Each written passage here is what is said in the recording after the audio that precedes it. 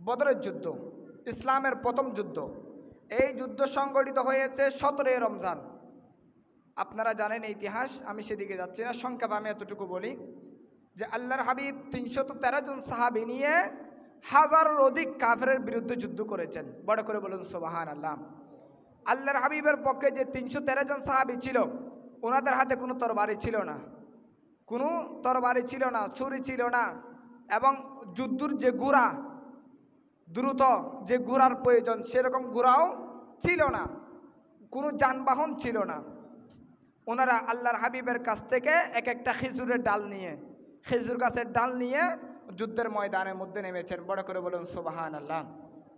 এই সাহাবীদের বিপক্ষে যারা ছিল হাজারের অধিক, তাদের প্রত্যেকজনের কাছে তরবারি ছিল, তাদের কাছে তীর ছিল এবং যুদ্ধের ঘোড়া ছিল, মানে যুদ্ধের জন্য যাবতীয় সরঞ্জাম তাদের কাছে ছিল। কিন্তু আল্লাহর হাবিবের পক্ষে যারা, তাদের কাছে যুদ্ধের সরঞ্জাম তেমন ছিল না। আল্লাহর হাবিব যুদ্ধে যাওয়ার আগে দোয়া করেছেন, আল্লাহ এই যুদ্ধে যদি 17 রমজান যুদ্ধে যদি আমি পরাজিত হই, তাহলে তো আপনার ইসলাম ধ্বংস হয়ে যাবে। আল্লাহর হাবিব সাহাবায়ে কেরামদেরকে আশ্বাস দিলেন, ওয়ামা সাহাবারা, তোমরা এই হাজার অধিক কাফেরের বিরুদ্ধে তোমরা যুদ্ধের মধ্যে নেমে যাও। আমি দেখতেছি তোমাদের হাতের মধ্যে তরবারি নাই, কোনো কিছু নাই, কিন্তু তোমরা আল্লাহর নাম দিয়ে একটা খাজুরের ঢাল ভেঙে হাতের মধ্যে নাও। এই খাজুরের ঢাল দিয়ে তোমরা কি করো? যুদ্ধ করো। আল্লাহ রাব্বুল আলামিন তোমাদেরকে সাহায্য করবে বলে আমি নবীকে ওয়াদা দিয়েছেন। বড় করে বলুন সুবহানাল্লাহ। তখন আল্লাহর হাবিব এই 313 জন সাহাবী নিয়ে হাজার অধিক কাফেরের বিরুদ্ধে যুদ্ধ করেছেন।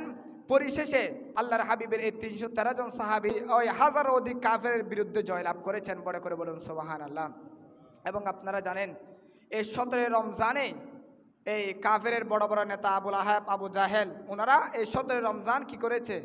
ইন্তেকাল করে জাহান্নামে পানি পান করেছেন। সম্মানিত হাজরিন, আমি এতটুকু বলতে চাচ্ছিলাম, 313 জন সাহাবীরা যুদ্ধ করেছে, কিন্তু সেখানে আল্লাহ 5000 ফেরেশতা দিয়ে সহযোগিতা করেছেন। সাহাবায়ে কেরাম খাজুর ডাল সামনে আগার সাথে সাথে কাফের কি হয়ে যেত? নিহত হয়ে যেত, পড়ে যেত। তখন ওনারা যুদ্ধের পরে রাসূল পাককে জিজ্ঞেস করলেন, ইয়া রাসূলুল্লাহ, ইয়া হাবিবাল্লাহ, আমরা যুদ্ধ করেছি ঠিক আছে, কিন্তু আমরা আঘাত করার আগে তারা কি মাটির মধ্যে লুটে যাইতো, তারা পড়ে যাইতো, তারা সাথে সাথে মৃত্যুবরণ করে ফেলতো, এর কারণটা কি? রহস্য কি? ও আমার সাহাবারা, মানুষ কম বিদায় যখন তোমরা একটু মনক্ষুণ্ণ হয়েছ, তখন আমি নবীকে আল্লাহ ওয়াদা দিয়েছেন যে আল্লাহ এই যুদ্ধের মধ্যে অসংখ্য ফেরেশতা দিয়ে সহযোগিতা করবে। বড় করে বলুন সুবহানাল্লাহ। সেজন্য ইসলামের প্রথম যুদ্ধ এই বদরের যুদ্ধ। এই বদরের যুদ্ধ না হলে ইসলামের কোনো অস্তিত্ব থাকতো না। ইসলামের পতাকা উড্ডয়ন হয়েছে, ইসলাম জিন্দা হয়েছে এই বদরের যুদ্ধের মাধ্যমে। বড় করে বলুন সুবহানাল্লাহ।